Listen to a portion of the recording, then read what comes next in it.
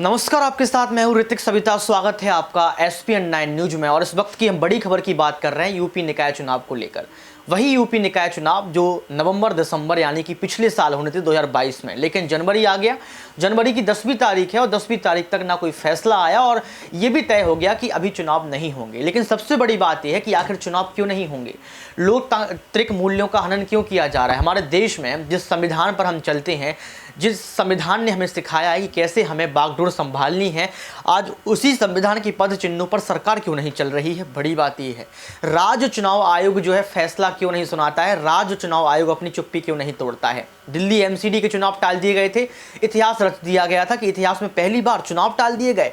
दूसरी बात, आपने उत्तर प्रदेश निकाय चुनाव को देखा, जो नवंबर दिसंबर में चुनाव होने थे, जनवरी आ गया, 2023 लग गया और अब तक आप देख सकते हैं चुनाव की कोई प्रतिक्रिया सामने नहीं आ रही। कारण OBC आरक्षण बताया जा रहा है, जिस पर मैं लगातार आपको खबरें देता रहता हूं।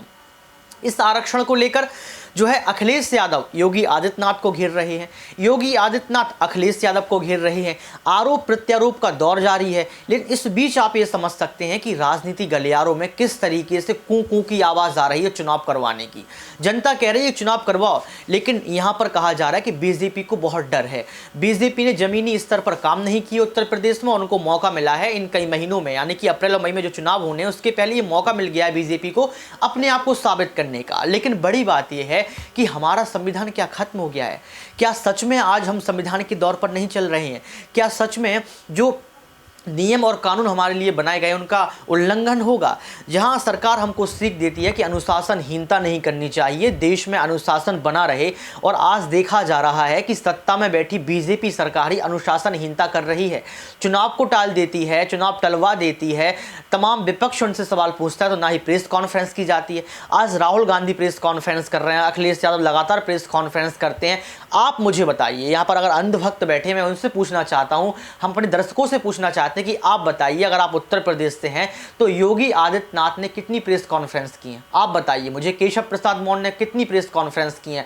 आप मुझे बताइए कि जो मन की बात नरेंद्र मोदी करते हैं, राष्ट्र की बात जो नरेंद्र मोदी करते हैं, उन्होंने कितनी प्रेस कॉन्फ्रेंस की हैं? तो ये सवाल इसलिए लाजमी हो जाता है क्योंकि सरकार का ये डर है, BJP पार्टी का डर है।